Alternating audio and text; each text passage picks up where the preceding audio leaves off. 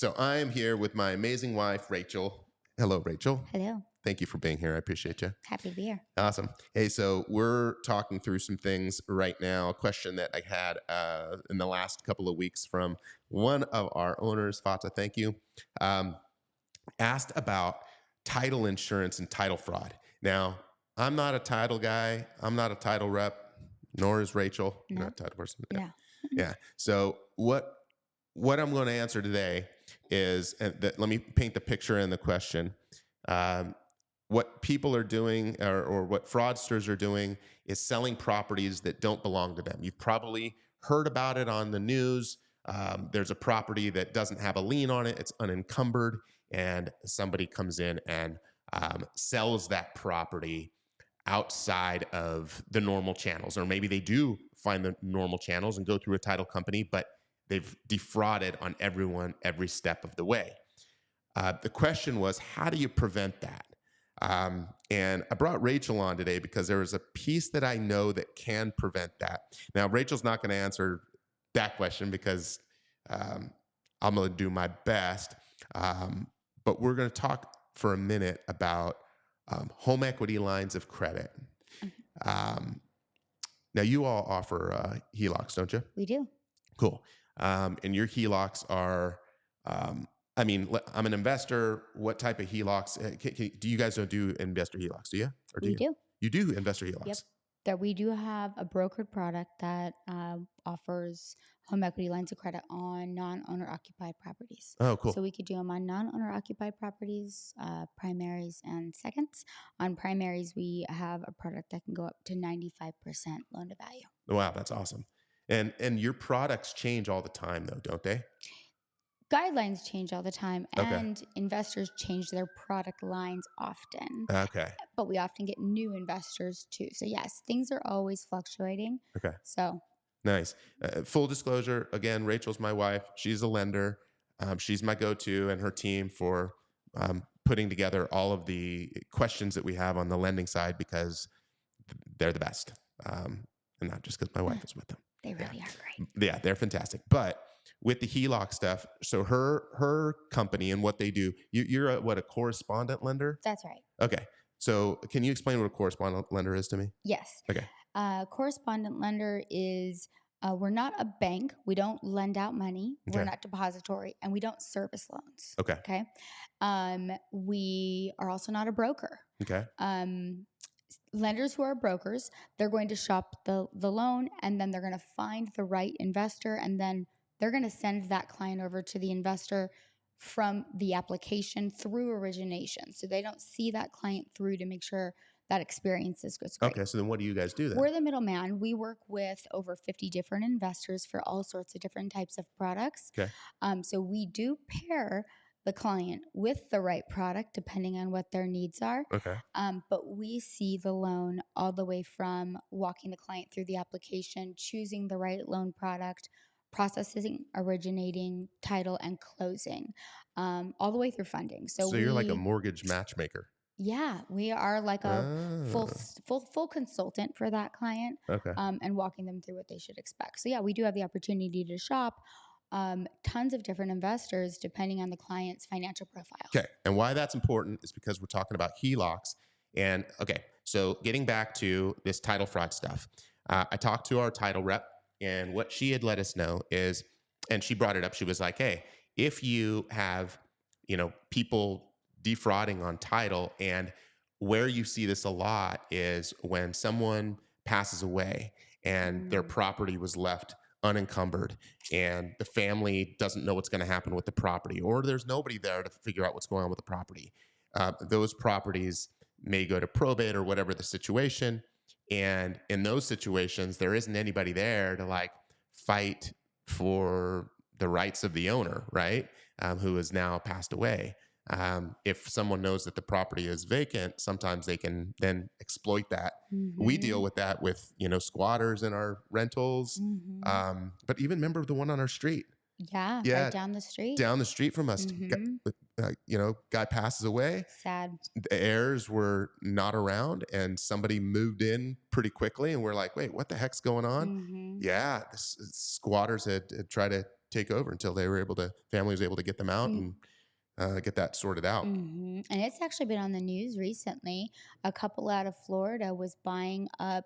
They were actually taking quitclaim deeds, Ah, and taking them over to title fraudulently getting signatures mm, of the owners on these quitclaim deeds, and had a shady, notary and getting them and literally taking their houses right out from under them. totally. So you know more about this topic than you thought you did. Yeah. So, okay. So in that situation, how do you prevent that? Well, there's these insurance companies that you can pay, I guess it's, a couple $100 a year or whatever to alert you when there is a title discrepancy or something changes on your title. That is something I hear that, making sure that you're monitoring your credit is also a good situation because you won't necessarily see the change on title on your credit, Mm-mm. but there could be other things that indicate that somebody's messing with your credit Mhm. and messing with that on the background. So paying attention to that stuff on the back end, and I think that's huge. But the biggest one is this HELOC, and this is what our title person mentioned. See how I came full circle there? It took me a while. But ultimately, that HELOC, you put a lien on the property. Now, HELOCs that Rachel does, and this is why she's here. Well, it's not why you're here, but this is why I thought it's important that you're here. HELOCs that Rachel's company does are usually for people who want the money right now. That's your client, right? That's when I look at your clients. They're not doing HELOCs like we put on our house, right? The HELOCs, those types of HELOCs, the difference is people who are pulling their money now versus people who are opening that line of credit and not pulling the money yet. More Yeah. like an emergency blanket, right? Yeah. For when things happen. You were going to say something. Yeah, you're right. I think people go in a couple different buckets. Okay. I have clients like us who have a HELOC on their home, but have a zero. We call it a draw, right? Yeah. That we've never taken a draw on the HELOC, so that line of credit is fully opened, right? Okay. There's nothing owed on it. And then I have clients that have a HELOC. A few of them actually have pulled a HELOC in the last year, 150,000. Also, did not take a draw, and that money is sitting there actually because they're waiting for the right property to come up. That is their next Ah, primary. And they wanted to be ready to go with some extra capital. that makes So that's sense. for them. And then the third type of client, or investors, right? Mm-hmm. Investors will pull it out of a property that they feel is performing really well and they have good equity in, and Okay. utilize that to buy their next investment property. But then, mainly right now, what I'm seeing a lot of, if you've seen it on the news or in the reports, bankruptcy is on the rise. And so I'm seeing a lot of clients right now tap into their equity to pay off installment debt. I'm talking RV loans, Oh, boat loans, Can-Am loans, high credit card debt, high balance student loans, any type of installment loans, yeah. pool loans. I mean, I've got some big numbers right now that people are Wow. pulling all of that combined interest and rolling that into a one home equity line of credit. I've got one client right now saving 2,300 a month, and he's wiping out 120 grand of debt So benefits of HELOCs, you can write off the interest. right off the interest. Okay. And it's a line of credit. Yeah. You are paying interest only on a HELOC for the first 10 years. Okay. Is that all HELOCs? Or just Mm, certain? Just certain ones? most Okay. most HELOCs are going to be interest only for the first 10 years. Then they go fully amortized payment for the remaining 20 if you don't pay it off. Okay. But what's great is within that first 10 years, that's a 10-year draw period. Okay. So if we go back to like people who are remodeling, or maybe people who want to do fix and flips, or investors who want to buy and buy and buy, when you pay that HELOC down, it reopens your line. Mm. And also, whatever you're not using on your line of credit, you're not paying for that. Okay. That makes sense. One more point. Yeah. The HELOC payment adjusts with prime. Okay. So as prime is adjusted down, Okay. if that is happening again with the next Fed announcement, if they do adjust that number back down, Yeah. those who have home equity lines of credit currently should expect their payment to come down. And that happens automatically. Okay. That's awesome. So but they're just paying interest on that anyway. But yeah, that makes, yeah. but they can actually pay extra principal on it depending on the type of HELOC they have. Check your paperwork. Mm-hmm. The HELOCs that we have that we're brokered with, Mm-hmm. we don't do any that have a prepayment penalty. So you could pay that off the next month if you needed that, and then just reopen your line. Yeah, that's fair. Yeah. So to your point, people that want the money right now, yeah, that's where I would say that's where people are reaching out Yeah. to you because you're able to get that stuff done with the level of service that you guys offer. Oh yeah, start to Yeah. finish. They're like, it's a 3-week process, pretty Okay. quick. Yeah. For other sides, for investors who are just putting their property and putting a HELOC on it, there are other options as well. But again, Rachel is a great option for HELOCs, especially for those people who want to pull the money out of the property. Otherwise, you might just hit your bank up and see if they do a free one or a cheap one that where you're not pulling the money out. Rates might not be as good, but there you go. Cool. Yeah. I mean, I got to tout you, but at the same time, it's like, Hey, I totally encourage and implore clients to research some different options. yeah.